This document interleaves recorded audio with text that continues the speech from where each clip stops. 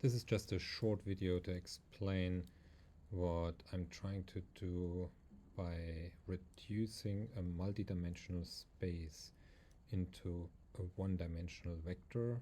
So my musical idea is to start with a large corpus of sounds with very different sources, and then ordering all of the segments or the slices into a one-dimensional array where I can browse through the entire collection of sounds, and the most similar sounds would be on the same range or on a similar range neighboring on that one-dimensional vector. So I'm starting with a few analyses. One of them is a method I've been using for a few years now, where instead of just taking one MFCC over the entire duration of the sound, which then obviously is an average, I'm cutting my sound into 4 equal chunks, and I'm making a 20 component MFCC and taking some stats. So each of those chunks leads to 40 values. I'm then just concatenating into one flat list. So my MFCC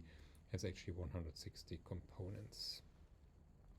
Here I'm loading a few sound libraries. One is brass instrument, then I have some sounds from a beatboxer, and then I have chopped up sounds from Xenakis, Ahelene, and Nishima. So we get some orchestra, we get some vocal sounds, we get the beatboxer and these low brass sounds. The analysis I'm using to build the three-dimensional model here are these 160 components from the MFCC, and then I have a very similar one where I'm taking the value of the pitch if it is above a certain pitch confidence.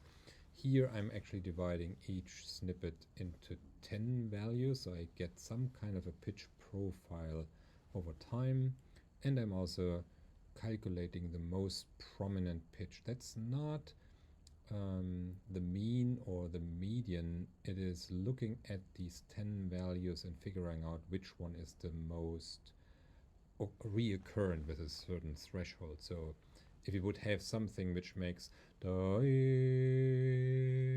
then obviously that leading pitch where we went with the glissando is then the most prominent pitch.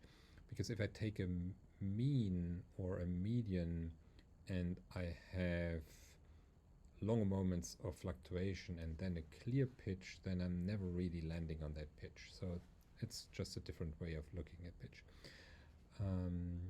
So after building the three-dimensional model, I'm starting with these 171 parameters. So I have the 160 from the MFCC, I have 10 values from my pitch profile, and I have the most prominent pitch.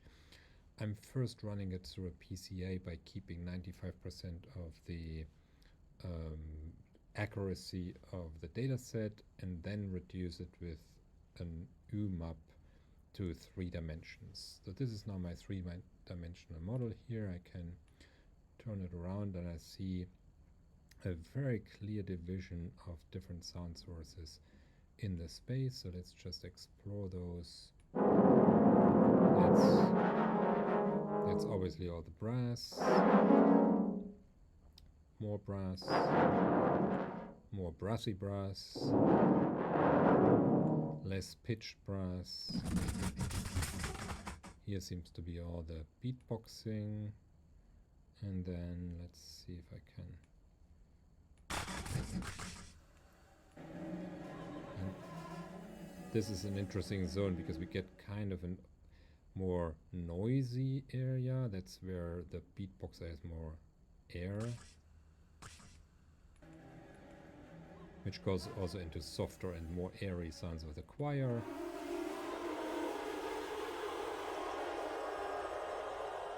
And then up to the very high chunks of the choir sounds.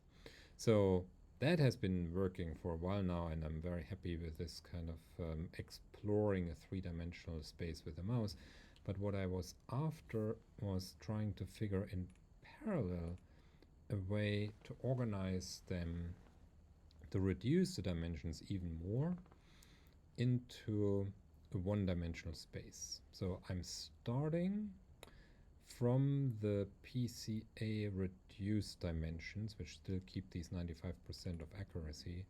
And from here, I'm now using the UMap and order them into a one-dimensional array. So if I load that into here, and now I just play that vector, I play these 2115 segments as a line, then this is what the result is.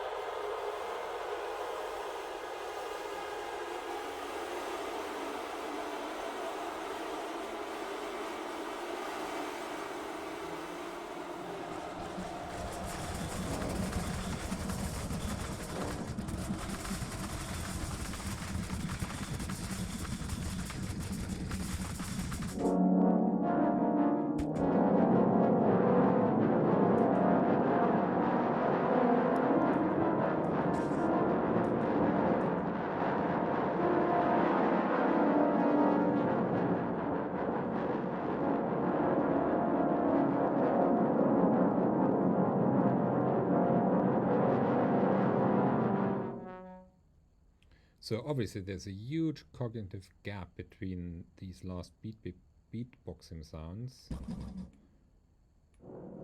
and then the brass here, but there's just no sounds which would be an intermediate between these two families. But so far I'm pretty happy with the result.